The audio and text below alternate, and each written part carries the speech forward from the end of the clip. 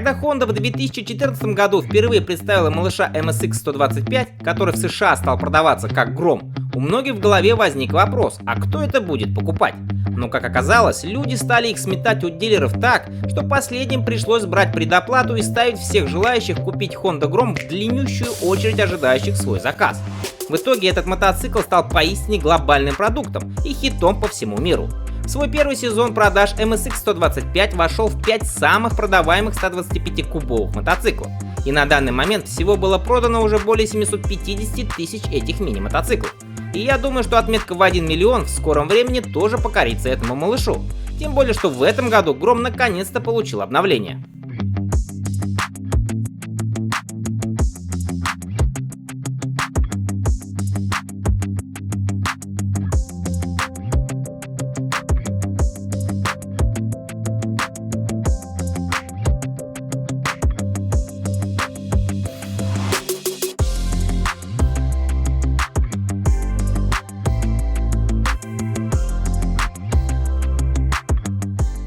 Полностью переработанный кузов MSX 125 Grom стал свежее и забавнее. Он также стал легче сниматься, все 4 панели крепятся всего 6 болтами с каждой стороны, позволяя владельцу, увлекающимся кастомайзингом, проявить творческий подход. Обновилась и приборная панель с жидкокристаллическим дисплеем, который теперь может похвастать и индикатором включенной передачи. Японцы также обновили и сиденье, которое стало тоньше, а самое главное ровным без ступеньки, что позволяет рослому райдеру отодвинуться максимально назад для своего удобства. Кстати, высота по седлу составляет 761 мм.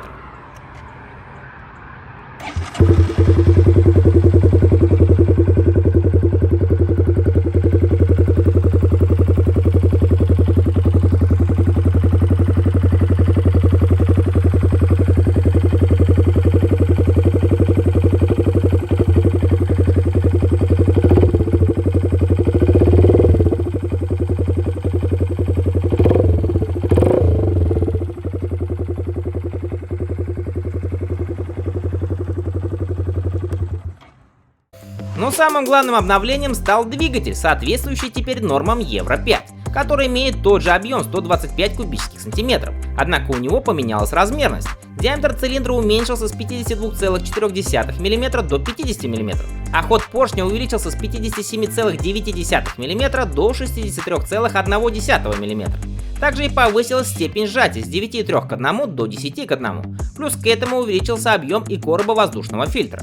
Все это направлено на то, чтобы сделать маленький двигатель более резвым и экономичным. Максимальная мощность составляет 10 лошадиных сил и 11 ньютон-метров крутящего момента. А благодаря появившейся пятой передаче максимальная скорость возросла до 100 км в час, чего более чем достаточно в городе. При этом малыш весит в снаряженном состоянии всего 103 килограмма.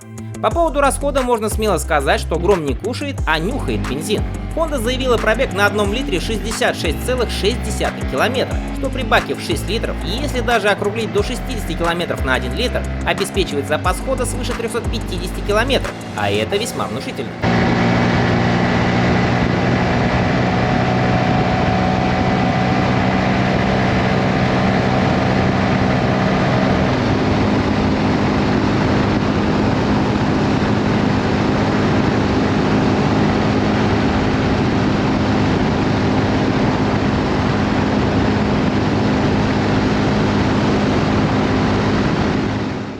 Нерегулируемая подвеска Honda Grom не изменилась. Это по-прежнему передняя 31 мм перевернутая вилка с ходом 100 мм и задний моноамортизатор с ходом 104 мм. Тормоза Nissin также остались без изменений. Это 220 мм диск с двухпоршневым суппортом спереди и один 190 мм диск с однопоршневым суппортом сзади. Присутствует ABS. Колеса имеют ту же размерность 12 дюймов, а вот задняя звезда увеличилась с 34 зубьев до 38, что вкупе с новой коробкой передач с более широкими передаточными числами обеспечивает резвый старт и облегчает движение Грома на скорости, но тем не менее из-за его размеров не рекомендуется на малыше выезжать на автостраду, хотя я думаю и так ни у кого не возникнет желания на нем тягаться с фурами.